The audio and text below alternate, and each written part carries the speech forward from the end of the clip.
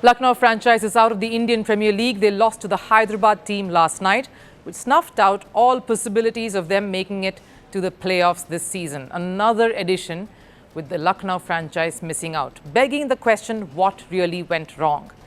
Because both Lucknow and Gujarat began their IPL journeys together in this league. The two new kids on the block 4 years ago, there was plenty of excitement and vigor, a renewed sense of wanting to establish a legacy. Who gets a chance to do that in a league that has been around for over a decade? But the Lucknow setup has not had a great run, not even making it to the final once. So what is the reason for yet another poor outing? Social media had some reasons that they happily pointed out to while roasting the squad.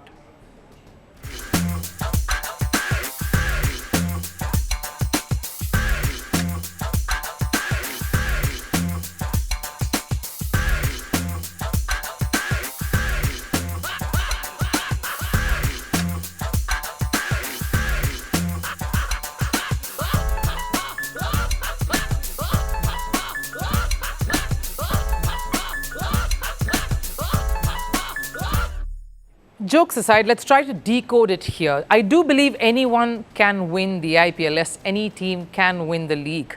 But it does require a few things to come together and come good.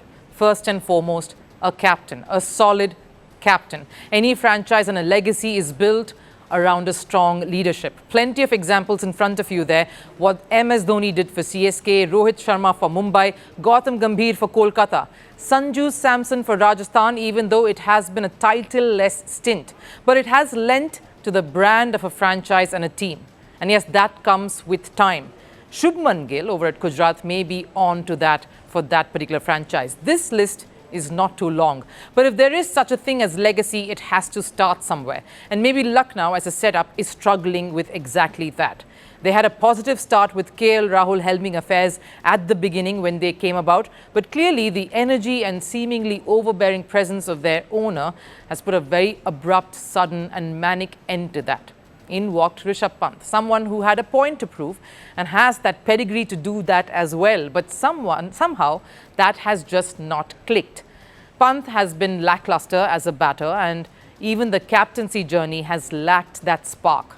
There could be many reasons for that to happen, but to be fair, he had the team and he still does. Lucknow this year, post the auctions, looked decent on paper and had a strong start too, winning 5 out of the first 8 games. But that's the thing about IPL. Another requirement for a winning side is different players stepping up and delivering at different points in the tournament, because that just gives room to momentum not slipping away and star players allowing to have that off day. This hit them hard. The over-reliance on certain players making them miss the mark yet again.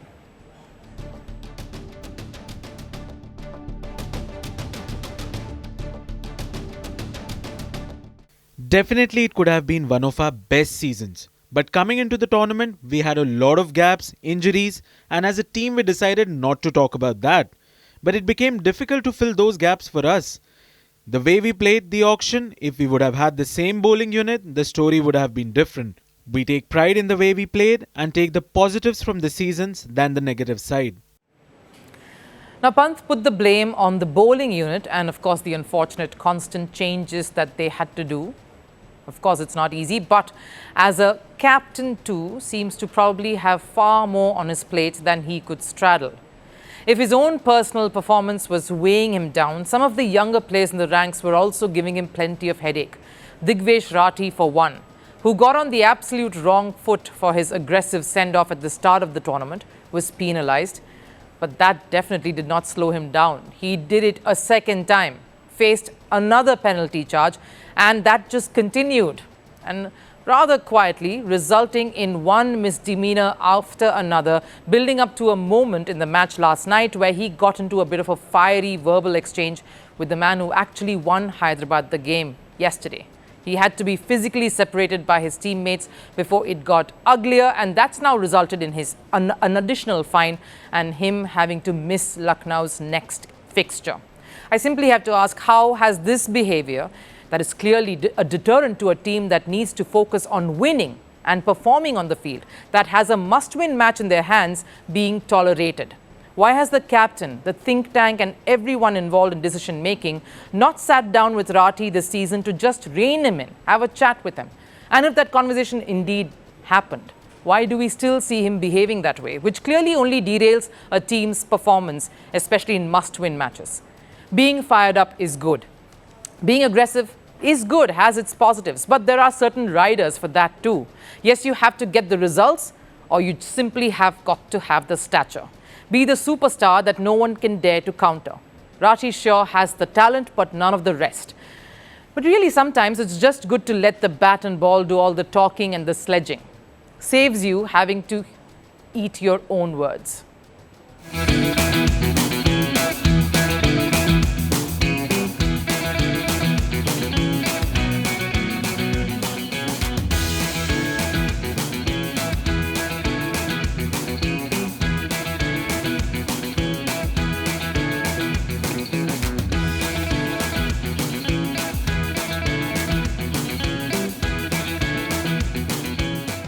So a lot of these factors make me question just whether some of the basic things needed for a franchise to be in sync, win or lose, was in place here at Lucknow at all.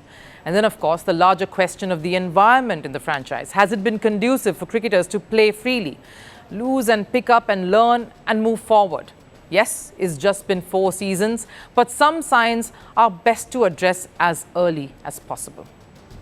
At Firstpost, we are choosing to hold on to accuracy. That means we won't always be first. We may not get you your breaking alert. But what you will get is what we owe you. And that is the truth. Verified, checked and cross-checked. We rely on sources and verified ones. After all, that's what separates a journalist from a loudspeaker. But sometimes even we miss a beat. And when we do, we will tell you. Like yesterday, we ran visuals from a registered news agency. That visual turned out to be fake, so we are taking accountability. And from now on, we will cite the source of every visual, every picture, every video that you see on Firstpost will have a source mentioned. That is our commitment to you. We will wait, we will verify, we will ask again, and only then will we tell you. No noise, no panic, just the facts. Because right now, that is what the country needs most.